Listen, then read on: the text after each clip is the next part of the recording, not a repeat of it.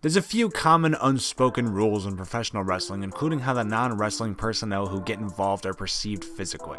For example, referees are complete glass cannons and will take every wrestling move about 15 times worse than your average wrestler. For some odd reason, celebrities have just about the opposite effect attached to them. Even though you wouldn't think it, apparently skinny-ass Snoop Dogg can just clothesline Chavo Guerrero, no questions asked. Let's turn the tables on the trend and look at the 10 times wrestlers got the upper hand and attacked celebrities. Number 10, Jon Stewart. Sometimes you'll get a rockin' wrestling during the 80s boom and your company's trajectory shoots skyward, but sometimes you get a 50-year-old Jay Leno going up against the NWO. Jon Stewart's involvement with John Cena and Seth Rollins' feud over the WWE World Heavyweight Championship definitely falls into the latter. Stewart would come into the ring with a steel chair to ambush Cena during their title match, leading to a Seth Rollins victory.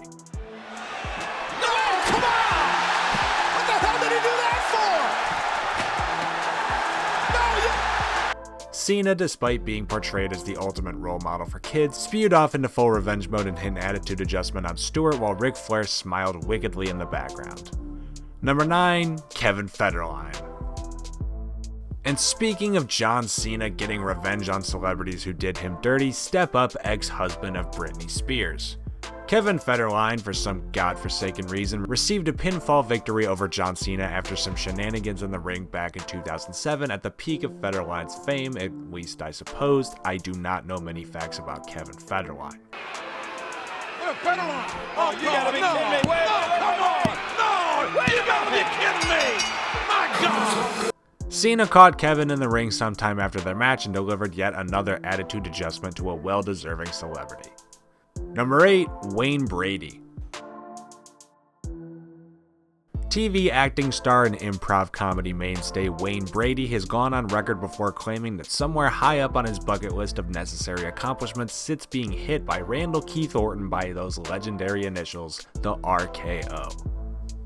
His bucket list came one step closer to completion during a 2010 edition of The Cutting Edge, where the original incarnation of the Edge-Orton feud was taking place. Wayne Brady would take one step too close to Orton, and the Viper would strike. RKO.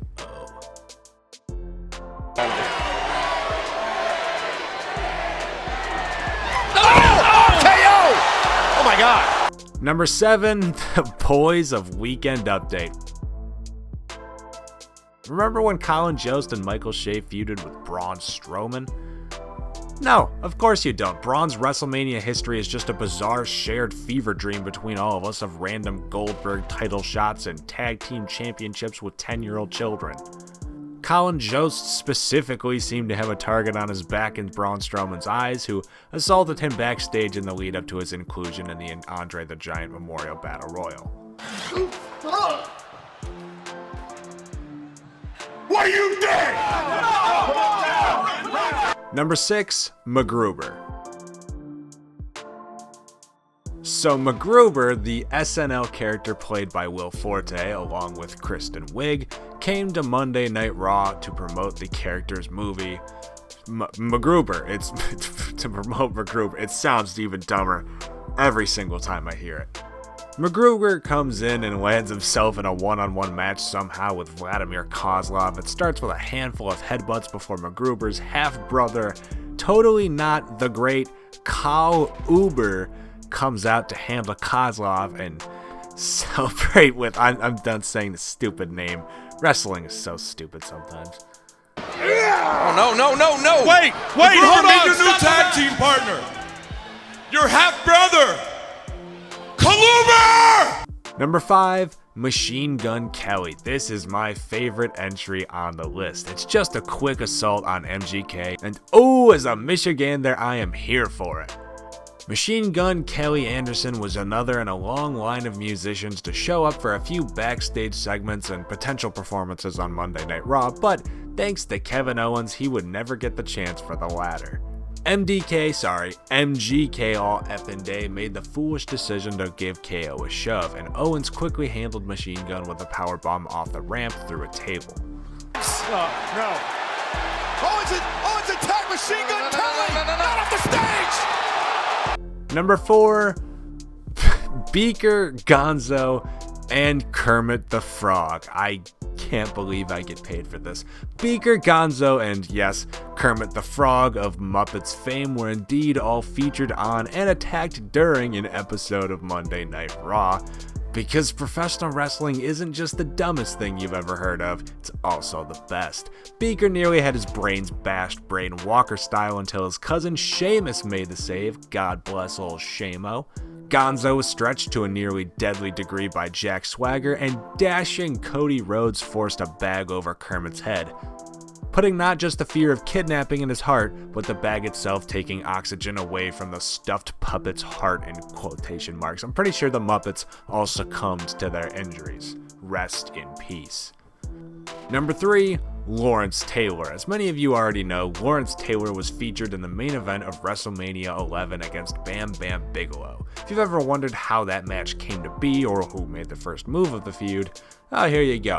Taylor was sat ringside for the 1995 Royal Rumble, and after Bigelow found himself eliminated, he taunted Lawrence multiple times to hop the barricade and do something about him.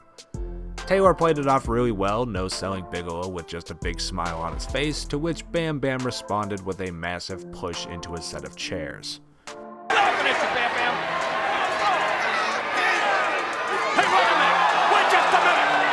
Number 2, Bob Uecker. One of the most famous examples of a celebrity being attacked in all of professional wrestling history. It's a clip you've almost all likely seen before without even knowing the name Bob Uecker. Andre the Giant has had many legendary moments during his WWF career, with a multitude taking place during the build-up to and around the time of WrestleMania 3. For example, choking out Bob Uecker during a WrestleMania 3 segment will go down in the history books as one of the all-time greatest clips the WWF/E ever produced. Hey, how about getting your foot off my shoulder? And number 1, Pete Rose. One of the low-key funniest non-feuds in all of professional wrestling history. Can someone please tell me what Kane has against baseball legend Pete Rose? I know Rose had some controversies during his time with the sport of baseball, and Glenn Jacobs naturally wouldn't like that as a mayor, but does that really justify hitting the man with a tombstone piledriver at 3 consecutive WrestleManias? Because that's exactly what the Big Red Machine did to Pete Rose from 1998 to 2000. Good God! No! That's Pete Rose! That's Pete Rose! Pete Rose just got tombstone! During one of Team Hell No's Dr. Shelby anger management segments, Kane admitted he had an unhealthy obsession with torturing Pete Rose for reasons we'll just never know. And those are 10 wrestlers who attacked celebrities. What are your thoughts? Let us know in the comments down below after liking the video, subscribing to the channel, and notifications. Ain't that bell.